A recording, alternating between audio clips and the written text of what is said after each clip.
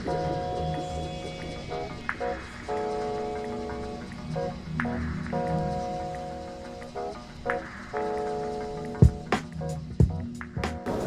donc je suis Isabelle du magazine Étape. C'est un magazine qui existe depuis 20 ans, qui est dédié à l'image, au design, au graphisme et qui cette année a décidé d'être partenaire des Puces de l'illustration.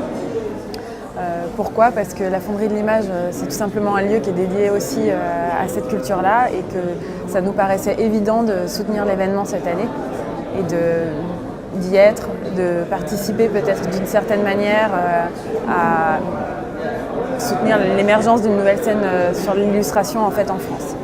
On a fait un numéro sur l'illustration il n'y a pas longtemps. On retrouve ici une partie des gens qui ont participé au numéro, ce qui est assez chouette. Ça permet de continuer de créer le lien avec eux et de voir un petit peu comment ils évoluent, où ils avancent. Et voilà. Et après, je suis super contente en fait d'être ici parce on peut voir des travaux qu'on connaît très très bien, qu'on a tous déjà vus, des illustrateurs comme des nouvelles choses, de la micro-édition, des créations au tampon, on va dire des affiches, des sérigraphies un peu particulières. Et je pense que c'est bien que les gens puissent découvrir le travail des gens aussi manuellement, en réalité, plutôt que sur des sites internet. Donc en une journée, je pense que c'est une bonne chose comme voyage dans l'illustration.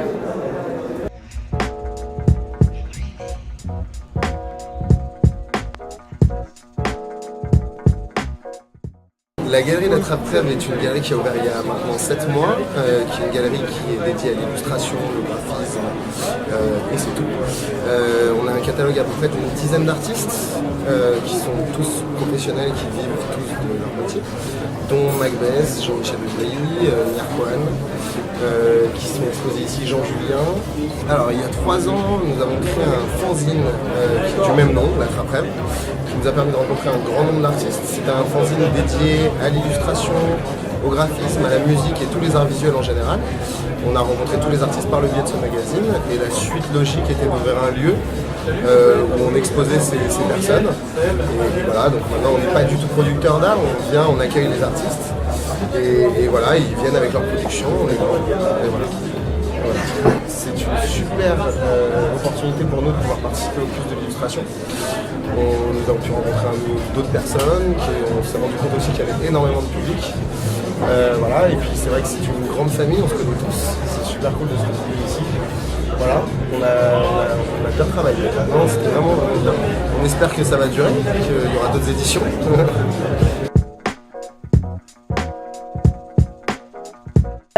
Alors, Isinori, c'est une petite maison d'édition, plutôt expérimentale. On n'est qu'à 2 en fait. Donc il y a Raphaël Urviller et moi-même, Amy Otero. Donc on habite à Strasbourg et voilà, on est issus des arts déco de Strasbourg. On a été en illustration et là on est sorti il y a 2 ans, 3 ans. Voilà, donc en fait tout ça c'est un peu notre laboratoire à nous, c'est ce qu'on fait en parallèle de nos commandes d'illustration. Car on est illustrateur, on travaille pour la presse ou pour l'édition jeunesse. Donc voilà, donc tout ça c'est un peu notre terrain de jeu, notre aire de liberté et voilà, c'est ce qu'on fait en parallèle pour pas trop s'ennuyer. Tout ce qui est présenté là, bon là il y a plus grand chose, mais tout ça c'est de la sérigraphie, donc ça a été imprimé en sérigraphie à très peu d'exemplaires, autour de 170 exemplaires. Donc ça part très vite et voilà, notre but c'est de ne pas les vendre trop cher non plus, car on aime bien que ça soit diffusé et de pouvoir s'en débarrasser pour pouvoir passer aux autres projets voilà, plus facilement, avec plus de liberté. Alors les puces de l'illustration, oui j'en ai pensé du bien, voilà, ça a commencé tôt, je me suis déjà fait rincer au bout de 2 heures. Donc non, c'est une très bonne initiative, on rencontre beaucoup de gens de Strasbourg, donc c'est très étonnant. Mais voilà, après que du bien, c'était chouette. J'ai pas vu grand chose, je dois l'admettre, j'étais un peu coincée ici toute seule, mais et voilà, mais voilà, j'en pense que du bien.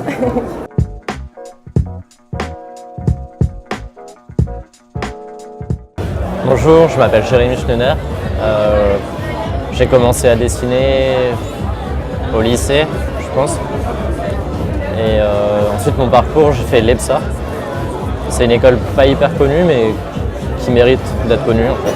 Une école de la mairie de Paris, où le dessin est hyper important. C'est une école de graphisme, et dessin. Du coup, j'ai appris les deux en même temps. J'ai un studio avec ma copine qui s'appelle Violaine et Jérémy et on s'occupe d'influencia, enfin on fait de la direction artistique et je fais bosser pas mal d'illustrateurs. Donc c'est hyper cool de se retrouver dans cet univers. Moi-même je dessine, donc je fais les couvertures, mais je fais la typographie. Et voilà, c'est un projet hyper intéressant. On peut la trouver dans des belles librairies, au Palais de Tokyo, à Beaubourg, à la Une. Voilà. Ma technique de dessin, ouais, c'est surtout de la pierre noire.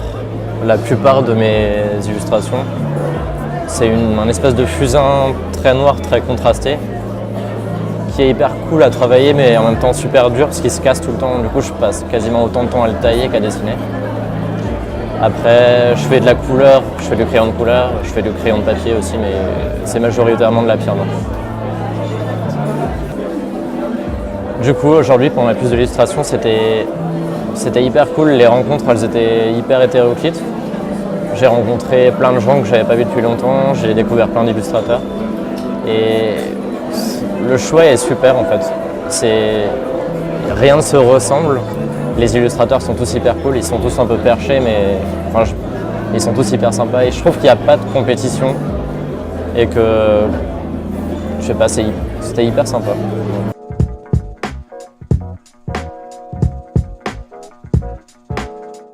Alors l'atelier OASP pour On aime se promener, est un atelier qui est basé à Troyes. Nous sommes éditeurs sérigraphes, graphistes, illustrateurs et nous invitons beaucoup de gens différents à venir imprimer dans notre atelier. L'atelier OASP est à la base constitué de 2 personnes, moi-même et Alice Walter. Nous sommes tous les 2 graphistes et illustrateurs et nos priorités en fait changent au fur et à mesure des années, c'est-à-dire qu'au début on a eu un atelier de sérigraphie pour produire nos propres images et au fur et à mesure ça a évolué en projet collectif. Donc pour la première fois c'était un calendrier de la fin du monde 2012, parce que 2012 c'était la fin du monde, donc on a demandé à 12 personnes, entre 12 et 20 personnes, de nous proposer une image sur le thème de la fin du monde. Donc à la fin nous avons imprimé en sérigraphie ce calendrier pour ensuite le diffuser. Au fur et à mesure en fait, des années et la progression en sérigraphie dans notre atelier, on a décidé d'aller appeler nos amis graphistes, illustrateurs, de leur proposer des livres. Comme je parlais du livre de Sophie Glad et Vlan, on lui a proposé de travailler sur un poème de Boris Vian. Pour Cédric Lestienne qui a fait le livre en kit, le livre là qui se plie, se déplie, enfin le truc est bizarre, il nous a proposé de faire un livre sur la maquette, chose qu'on a appréciée parce que c'est un livre-jeu très ludique. Et voilà comment nous on se développe, comment on développe notre activité, plus de graphisme, mais toujours graphiste. Enfin voilà, ça s'enchaîne, ça se combine, enfin voilà, on s'amuse bien quoi. La journée s'est passée comme ça, il a fait très chaud, c'était très bien, il y a eu beaucoup de monde qui sont passés, on a rencontré des gens très intéressants, soit des gens très intéressants du campus de la Fonderie de l'Image, soit des passants, et donc c'était vraiment très chouette à refaire aussi. Si l'année prochaine vous en refaites un, nous il n'y a pas de problème, on aime bien.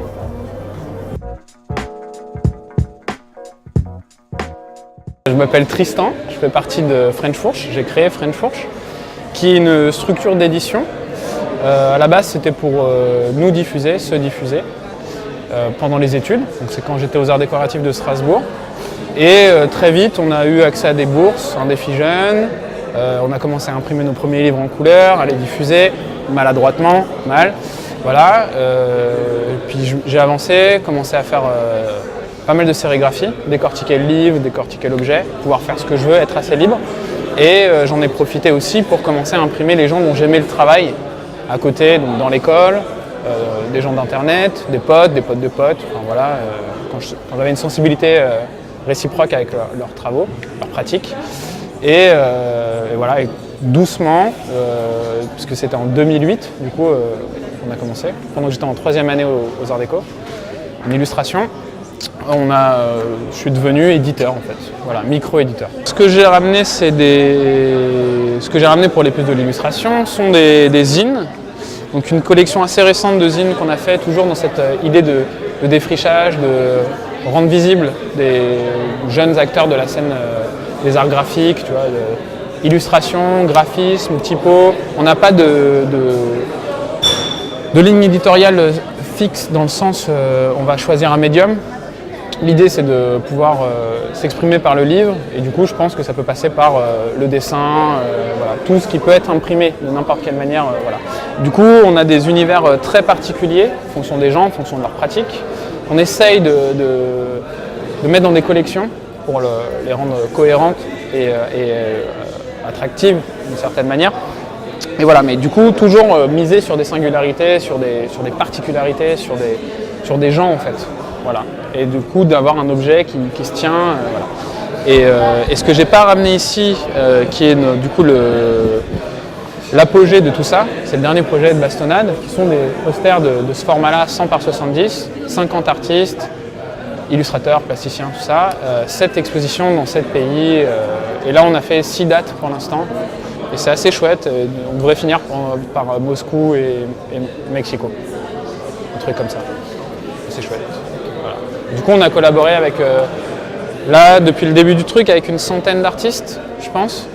Et là, la prochaine étape, du coup, c'est de monter un atelier d'édition d'art, d'être sérigraphe, faire de la commande et continuer cette pratique d'édition et de mettre en avant les gens dont on apprécie le travail, qui méritent de faire des objets, tu vois, de valeur avec un savoir-faire, une technique derrière et que ça défonce.